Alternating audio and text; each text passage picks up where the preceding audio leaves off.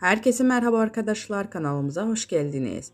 Halit Ergenç ve Bergüzar Korel yurt dışında düzenlenen seçimlerde sandık başına gitti. Yurt dışında yaşayan ünlü oyuncular Halit Ergenç ve Bergüzar Korel çifti Türkiye'deki seçimler için oy kullandı. Uzun süredir Londra'da yaşayan çift oy kullanma işlemini tamamladıktan sonra sosyal medya hesabından fotoğraflarını paylaştılar. Oyumuzu kullandık notu düştü. Bergüzar Korel ile Halit Ergenç Türkiye'ye sık sık gelseler de oylarını yurt dışında kullanmayı tercih ettiler.